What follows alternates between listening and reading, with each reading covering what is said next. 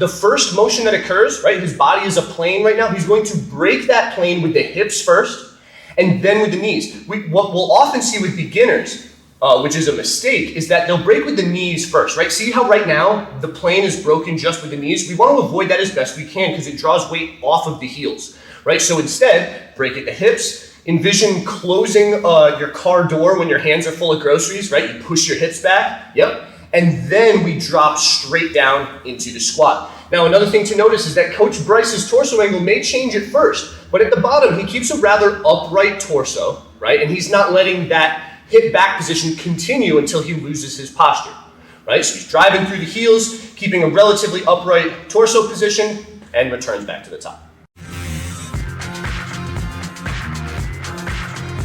Exercise number 2 in our day 2 squat pattern progression is the barbell high bar box squat. High bar relates to where the bar is placed on the back. You can see here that Coach Sterner has a very strong, stable position with his elbows directly underneath the bar and the bar resting on his traps. He's not just allowing the bar to collapse onto his spine. We've got a stance that's about shoulder width apart, very strong and stable, with the toes out slightly. We have a box as an object to be able to sit back to and to really groove the idea of sitting back through the hips and engaging a squat with the hips first. Many people make the mistake of simply tracking through the knees and having the weight track away from the heels and even having the heel lift up. This allows us to really focus on sitting back and down through the heels and hips. So he's going to break through the hips first, then drive the knees out over the pinky toes in a very strong, stable position. We can have a full deload onto the box, but we're not just collapsing or sagging. We're staying nice and stable and then exploding off the box to an upright position. You'll notice that he's keeping a position that looks like a house. We're never allowing the house to collapse in for a weak knee or foot posture.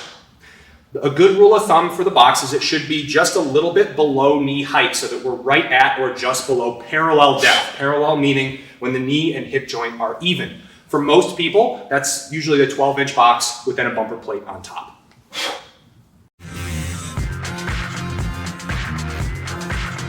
So the third exercise in our squat progression is a high bar barbell back squat. Now, something that we really want to emphasize here is proper height of the J hooks that the bar is resting on. Now notice they are shaped like a J, and they're in line with Coach Bryce's, right about the top of his armpit is what lines up with the bar, and that's a great height. A great height.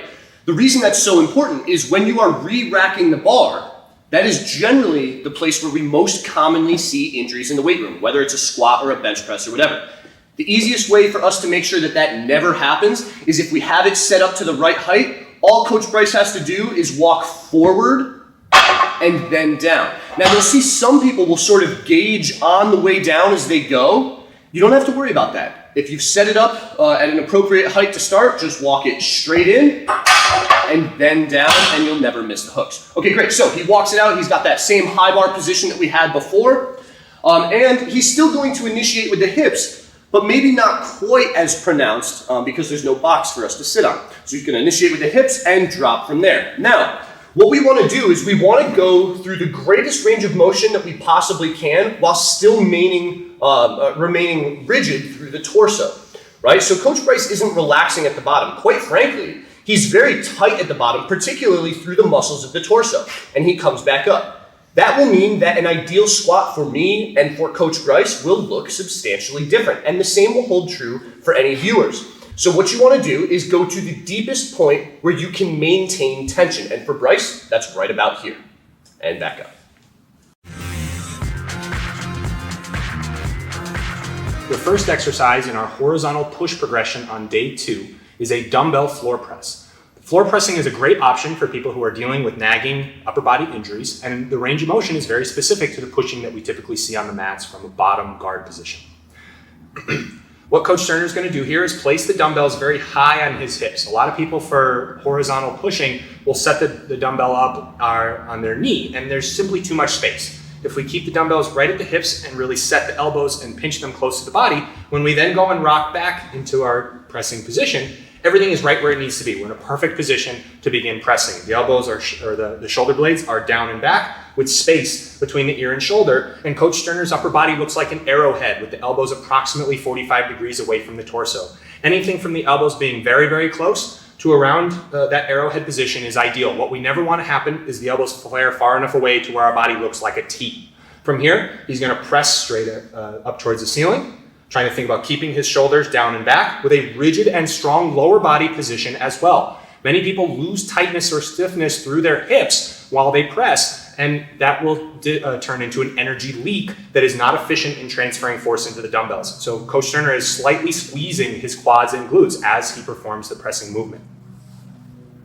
Ideally, the elbows should touch at the same time, which is a lot harder than it looks. And you'll see here that he's keeping his wrist stacked directly over his elbow. The one golden rule for any horizontal pressing exercise is we need to have a perpendicular forearm to the ground or to the ceiling, and Coach Turner is doing a great job of that. So exercise 2 for our horizontal pressing movement pattern is a dumbbell bench press. Now, a lot of people might think that this is super simple, but there's a couple key details that we really want to get into. First up, for your setup, we're going to set up just like we did for the floor press. Dumbbells nice and close to our hips. As we lean back and roll back and keep those elbows close, those dumbbells will be right in position where we want them. And just like the floor press, we're looking for about that 45-degree angle of the upper arm relative to the torso.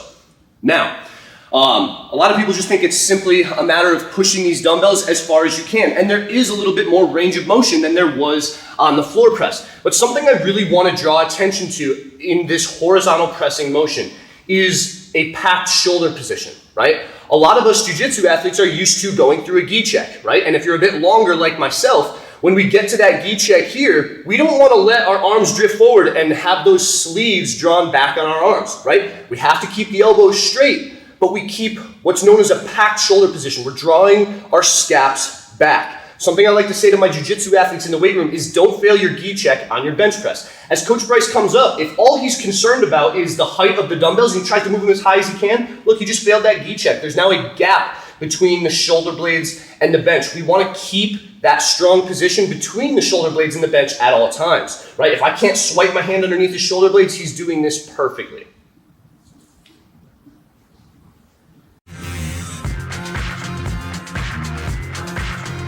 So exercise 3 for the horizontal pressing motion on day 2 is the barbell bench press. Again, something people do very commonly, but I really want to draw attention to